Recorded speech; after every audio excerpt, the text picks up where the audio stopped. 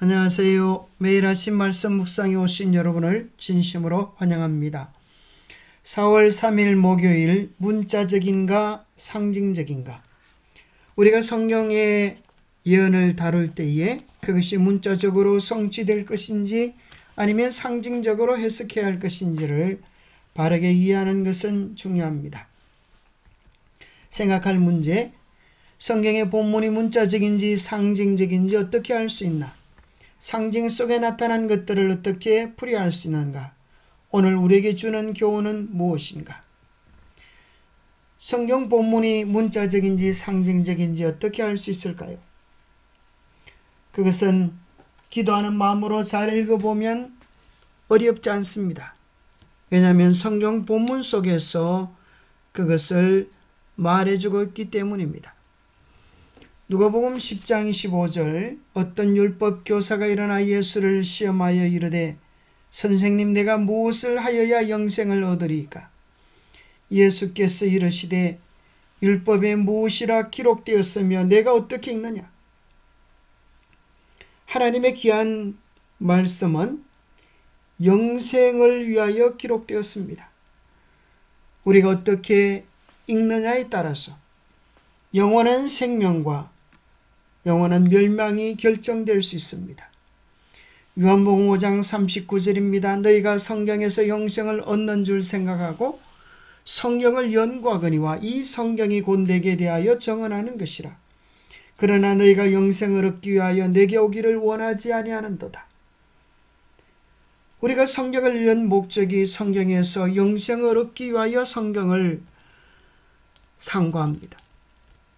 그 얘기를 하면서 예수님은 이 성경이 곧 나에게 대하여 너희들에게 구원을 얻기 위하여 온 예수 그리스도에 대하여 소개한다고 말씀하시면서 내가 성경을 알지만은 영생을 얻기 위하여 내게 오지 않는 안타까운 사정을 유대인들에게 이야기합니다. 요한복음 5장 20장 31절입니다. 오직 이것을 기록하면 너희로 예수께서 하나님의 아들 그리스도이심을 믿게 하려 하며 또 너희로 믿고 그 이름을 힘입어 생명을 얻게 하려 함이라고 말씀하십니다. 우리가 성경을 바르고 분명하게 읽을 때에 예수 그리스도가 하나님의 아들 메시아임을 발견하게 되고 그분을 믿고 그 이름을 의지함으로 영원한 생명에 이를 수 있는 것입니다. 이것은 얼마나 명확하고 분명한 성경의 핵심 진리입니까? 이와 마찬가지로 어떤 성경의 내용은 문자적으로 성취되어지고 어떤 것은 상징적으로 암시되어진 것들도 있습니다. 예언을 연구하는 사람들이 다루어야 할 핵심 문제는 성경의 언어를 문자적으로 받아들일지 상징적으로 받아들일지를 어떻게 결정하는가입니다. 성경 기자가 상징적 언어를 사용했는지 여부를 어떻게 판단할 수 있으며 그것이 상징이라면 무엇을 나타내는 것이겠는가? 이 문제를 풀기 위한 중요한 방법은 상징이 현대에 어떻게 사용되었는지 살펴보는 것이 아니라 성경 전체에서 그 표상적 상징이 어떻게 사용되었는지를 살펴보는 것입니다. 예를 들면 어떤 사람은 다니엘서 7장에 등장하는 상징인 곰이 오늘날 러시아의 상징으로 자주 사용되기 때문에 러시아를 가리키는 것으로 해석하는 경우가 있습니다. 하지만 이는 성경의 예언을 해석하는 건전하고 안전한 방법이 아닙니다. 성경 자체 속에서 곰이 어느 나라를 상징하는지에 대한 수많은 힌트들을 우리에게 제공해 주고 있기 때문에 우리는 아무런 오해할 필요가 없게 되어집니다.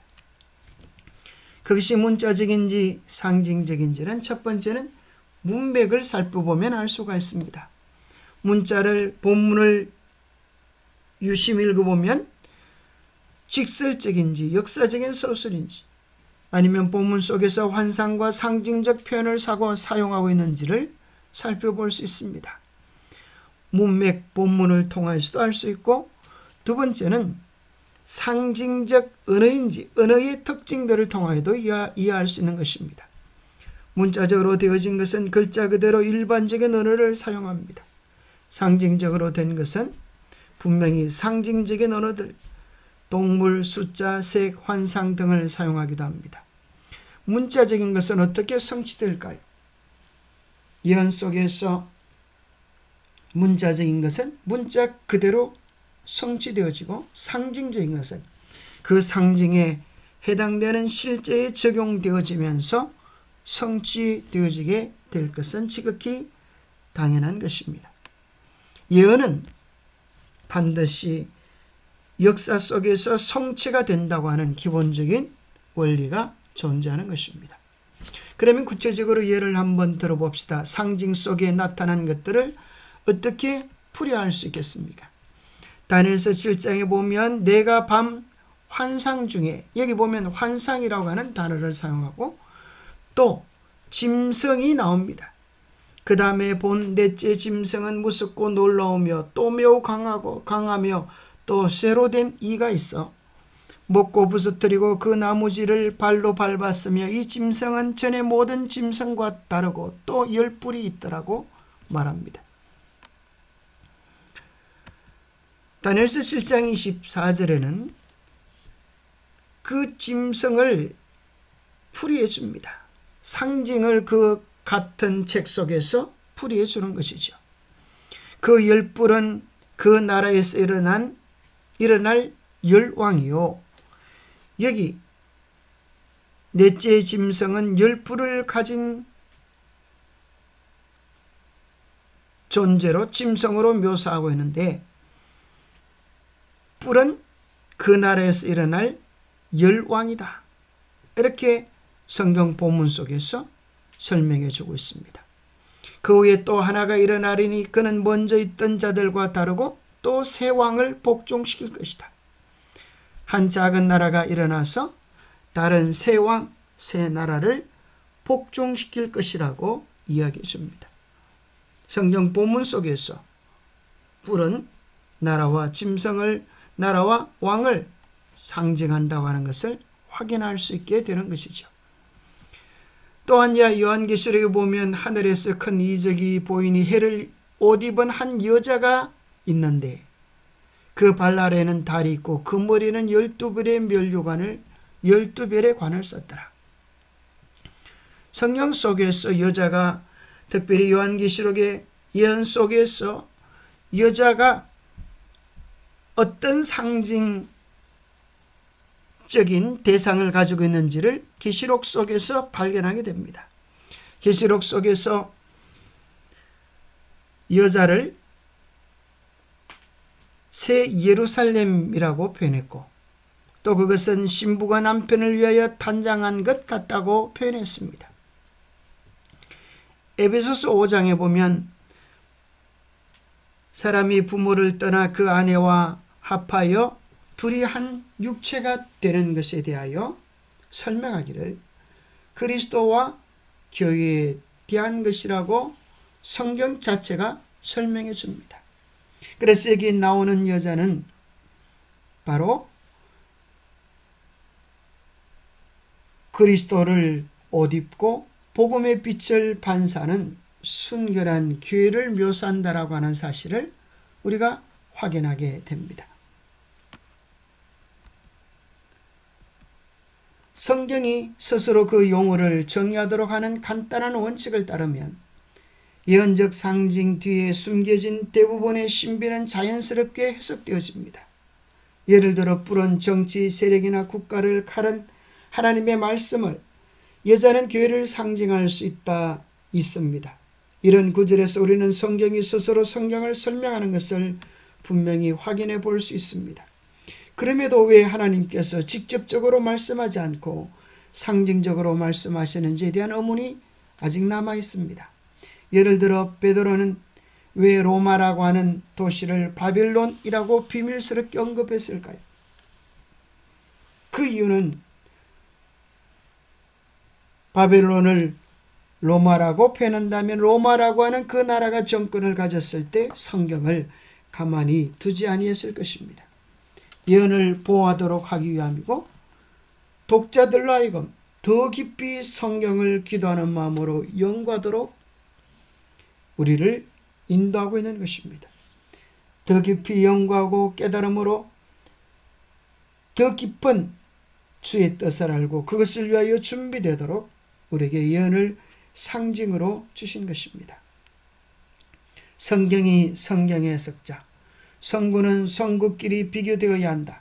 성경을 연구하는 학생은 성경 구절을 그 전체적인 입장에서 관찰하는 동시에 부분적인 관계를 알아내도록 배워야 한다.